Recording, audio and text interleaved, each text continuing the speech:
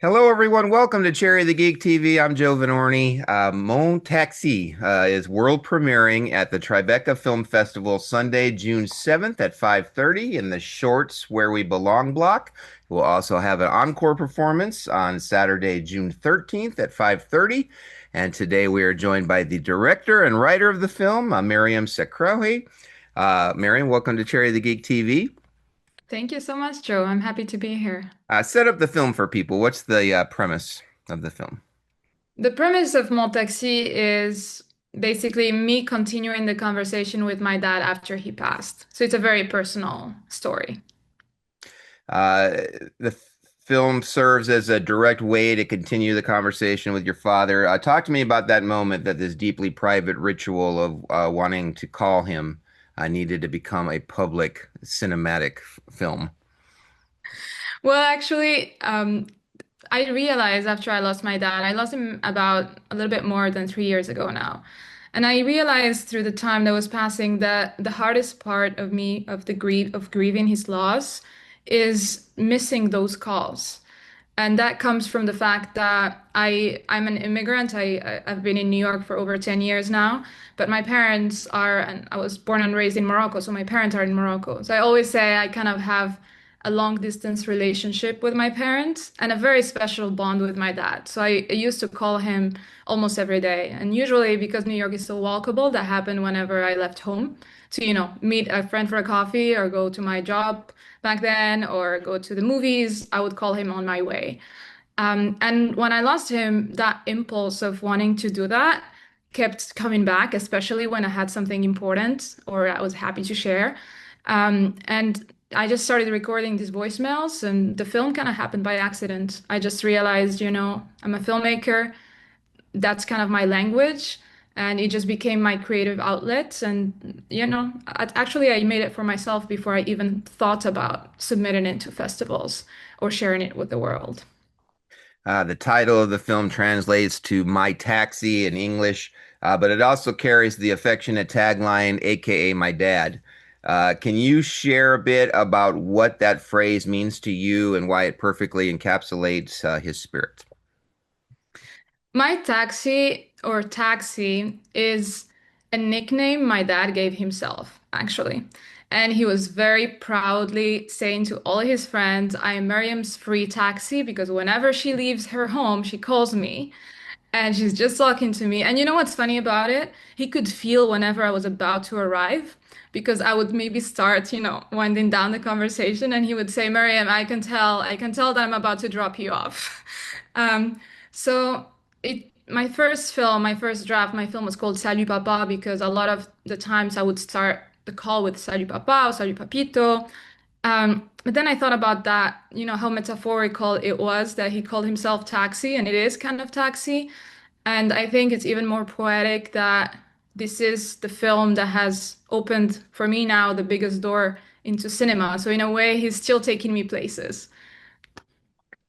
Because the film deals with such raw, real grief, how did you navigate the emotional boundary between protecting your personal memories and exposing them to an audience? Oof, I haven't really, solved that yet. I'm still navigating that. I think that's the hardest part. I think my main hurdle with the film has been to just being okay with it's almost like getting me naked emotionally in front of everyone. Since it hasn't premiered yet, I haven't done that yet, so I will have to tell you how it goes. But I think that I realized some moments it was very just lonely, and I know a lot of people resonate with that loneliness and just rawness. So I made the very hard decision of leaving it all in, no matter how, down or raw my voice was at times. In fact, because those voicemails I recorded throughout a year and a half, I actually still record them. I do them in my phone while I'm walking, kind of replicating that ritual. When I went and I heard them back, the audio quality of them wasn't that good. So I kind of like t took the idea of, okay, let me try to re-record some saying exactly the same thing. I transcribed it, I re-recorded it, and it just didn't have that layer my shakiness in my voice or rawness or the excitement. I just couldn't reproduce it. And I made the hard decision of, you know what? I'm only using original raw voicemails. I left him in the moment, even if that means I'm gonna cut some because the quality wasn't so good. Because to me, it was really important for this film to just be as authentic as it is. And I also didn't want it to be like, like grief porn. I wanted to be I think that grief sometimes is so funny and so absurd. So I also had moments of lightness in the film that comes from that. Before turning to filmmaking, you have a architect architect background. How does an architectural lens influence the way you space, frame, and build the environment of an 8-minute short film? That's a great question. I think I it's more other people telling me that they see it than me realizing that I have that lens. I definitely think that it has influenced how I see space and how I tell stories.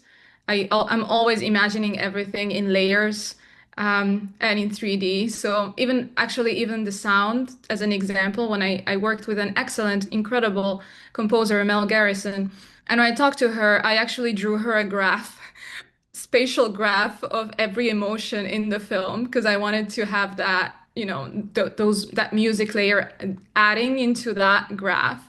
So I am a very just visual person by trade.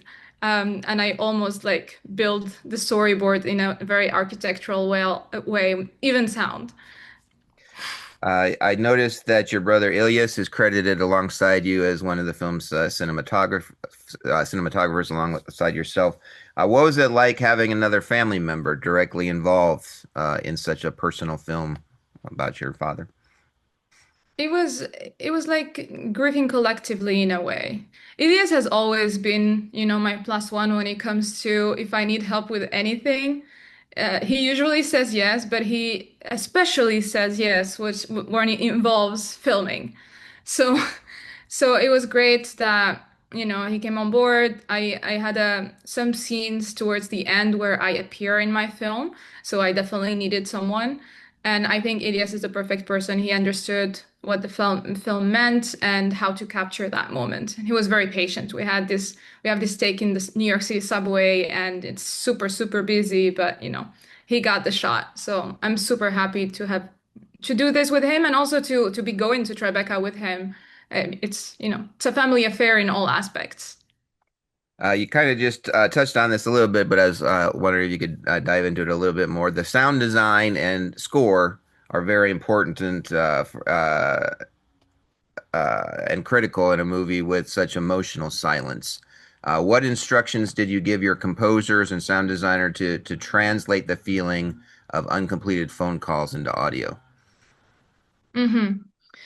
Yeah, great question. I think I understood that the sound is really what tied the story together.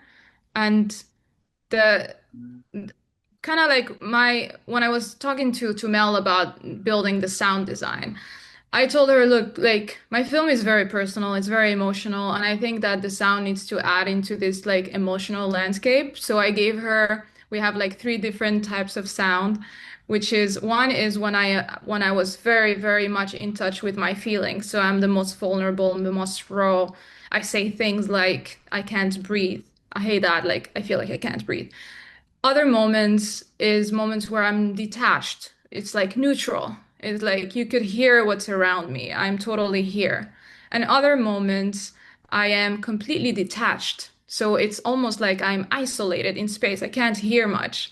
I'm just, so it goes from, I feel the emotion so much that I could hear my heartbeat or my breathing to moments where you almost don't hear anything and it's complete silence. And yeah, she did amazing. We got samples from my own breathing for some sequences.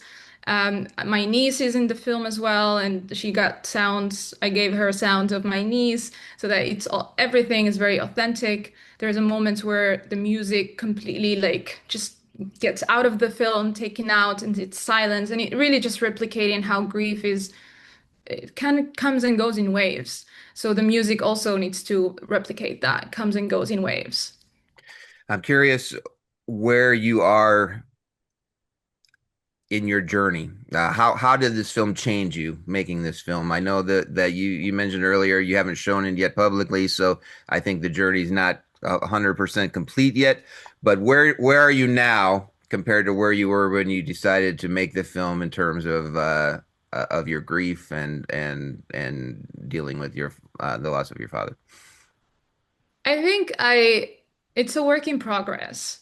It's when you lose someone, it's moments like the hardest moments sometimes are actually the most, the biggest milestones of your life because you want to share those news.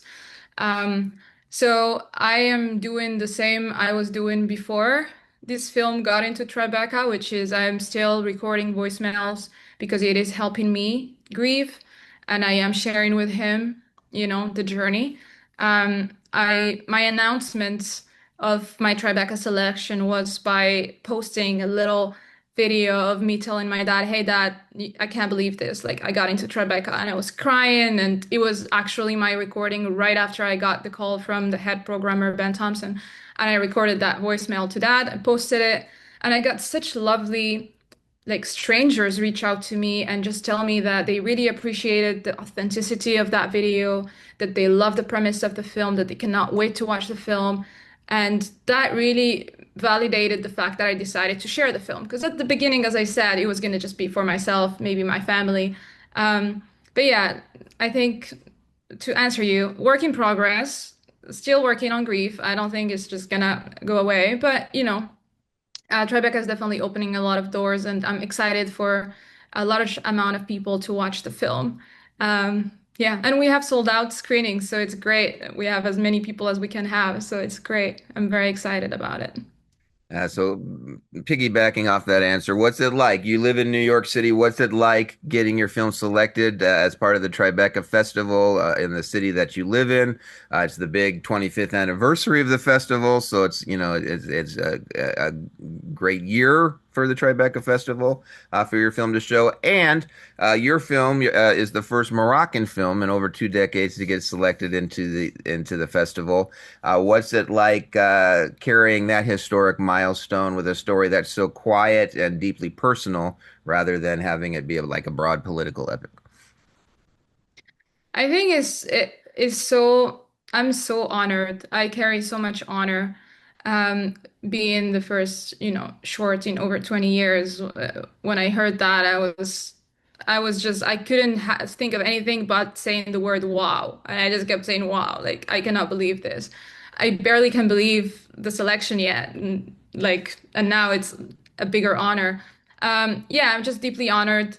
I feel like in a way it's, my dad is helping me out. He's going with me into this journey. Um, and yeah, I'm just excited for everyone to see it. I think that um, it's incredible that it's the 25th anniversary of Tribeca. And also adding to that, New York City. New York City plays such a role in my grief, and in my story, and in my film. It's almost like it's another character of the movie. Like New York uh, New York can eat you, but it can also heal you. So it's always this like love and hate relationship with New York. But I will say my dream scenario for MON TAXI was to premiere at Tribeca because of the significance of New York. In fact, my dad was actually in his last years living with me in New York, back and forth. So a lot of like we did a lot of walks together, and a lot of the spots. That appear in the film are spots that I have memories on, and that's why I wanted to include those spots because they mean even more to me because I was walking those streets with my dad. So yeah, New York has it's just incredible that MON TAXI is premiering in New York. I feel like that's the best home to start this journey. We're almost out of time. As we wrap up, what do you hope audiences, especially those that are navigating their own journeys with grief and parental loss, take away with them when watching your film? Then it's okay to feel all of those dark feelings sometimes or fun feelings other times. That they're not the only people going through it. It definitely doesn't feel that way. It feels like you're the only one. And it's society tells us that, especially with social media, that everyone is having a perfect life. and that you're almost like you're weak if you're, you know, sad, or maybe you're depressed if you're sad. But there's nothing wrong with being depressed.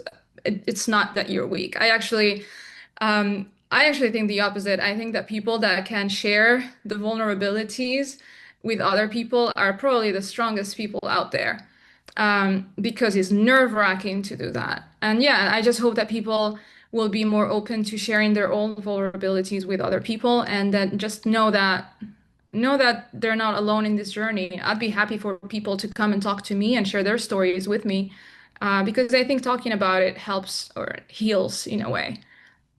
Well, it's a wonderful film. The film's called Mon Taxi. It's premiering at the world premiering Tribeca Festival June 7th at 5:30.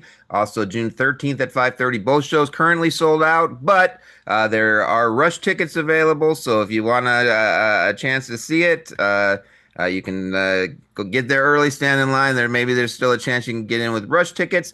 If people aren't able to see it at the Tribeca Festival, or they're watching this on YouTube after the fact, yeah, is there a website, socials? How can they find out about the film and upcoming screenings, or where they can stream it?